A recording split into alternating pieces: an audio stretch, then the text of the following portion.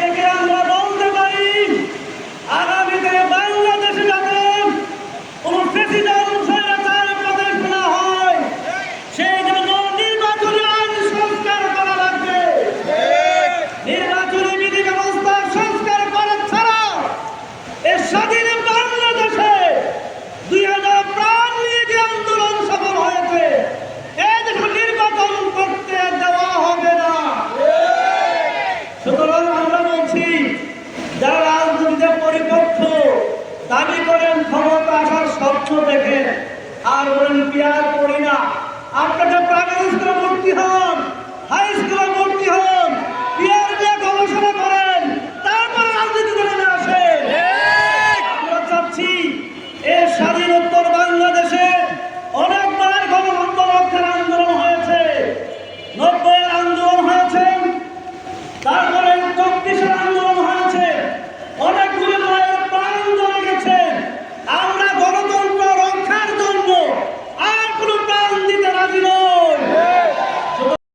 গুরুত্বপূর্ণ অতিথি মাওলানা মোবারক হোসেন।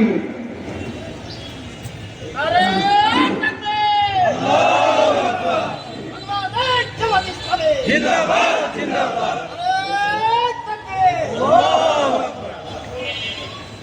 السلام عليكم ورحمة الله وبركاته.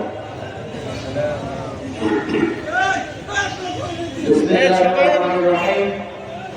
الحمد لله رب العالمين والصلاة والسلام على رسوله الكريم وعلى آله وصحبه أجمعين.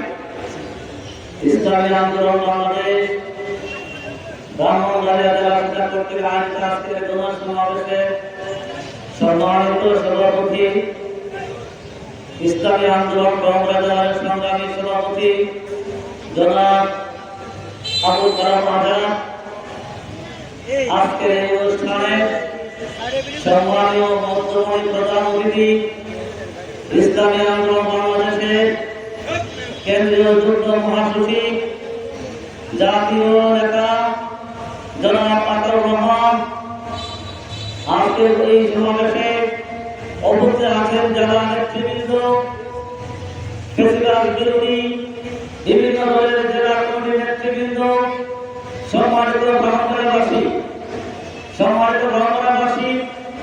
আমরা অবগত করছি 36শে জুলাই একটি দুর্ভেদ্য আন্দোলনের মাধ্যমে শেষে হাসিনাকে আমরা বিদায় করতে সক্ষম হয়েছিলাম। আমরা একটি অন্যায়, একটা হত্যাযোগ্য দুর্নীতিতে লিপ্ত একটি শাসকের পতন ঘটিয়েছিলাম।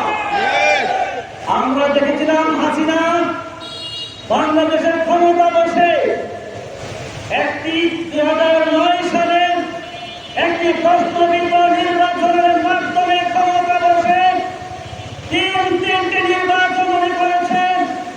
ওই নির্বাচনে খ্রিস্টানের চরিত্র প্রকাশ পেয়েছে। এ থেকে আমরা বলতে পারি আগামীতে বাংলাদেশে যাতে কোন প্রেসিডেন্ট স্বৈরাচার প্রদেশ না হয়, সেই জন্য নির্বাচনী আইন সংস্কার করা লাগবে।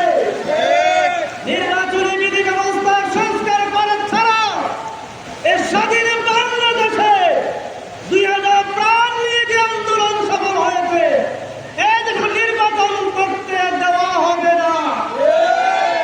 সুতরাং আমরা বলছি, যারা রাজনীতিতে পরিপক্ষ দাবি করেন ক্ষমতা আসার স্বপ্ন দেখে আর বলেন পিয়ার করি না, আপনাদের প্রাইমারি স্কুলে ভর্তি হন, হাই স্কুলে ভর্তি হন, পিয়ার নিয়ে গবেষণা করেন, তারপরে রাজনীতিতে নেমে আসেন।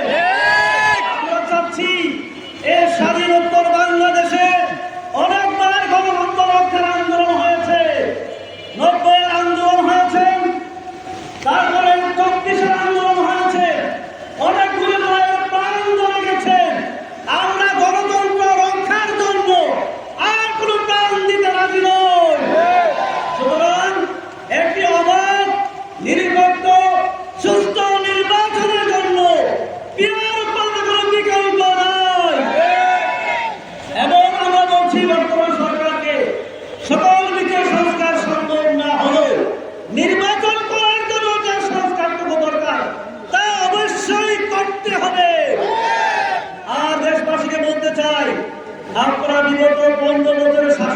দেখবেন এর আগে অনেক ক্ষমতাসীনরা ক্ষমতা এসেছেন, আমরা দেখলাম দুর্নীতিবাজ চ্যাম্পিয়ন হয়, ক্ষমতার সুযোগ পাইলেই চাঁদাবাজের মহা উৎসব দেখা যায়। আমরা আগামী দিনে সকল ইসলামী দলকে একসাথে করে, ইসলামী সমমনা দলকে একসাথে করে, ফেসিবাদ বিরোধী আন্দোলনের সকল শক্তিকে একসাথে করে এমন দুর্বল আন্দোলন গড়ে তুলব। অবশ্যই পিয়ার পদ্ধতি নির্বাচনের সংস্কার করে নির্বাচনের সাথে বাধ্য করা হবে ইনশাআল্লাহ। আসুন আগামী দিনে সকল দলকে ঐক্যবদ্ধ হয়ে, আগামী দিনে সকল দলকে ঐক্যবদ্ধ হয়ে নির্বাচনের সংস্কার বিধান বাস্তবায়ন করার মধ্যে ঐক্যবদ্ধ নির্বাচনের প্রত্যাশা কামনা করে সবাইকে ধন্যবাদ জানাই আমি আমার বক্তব্য শেষ করছি। আসসালামু আলাইকুম।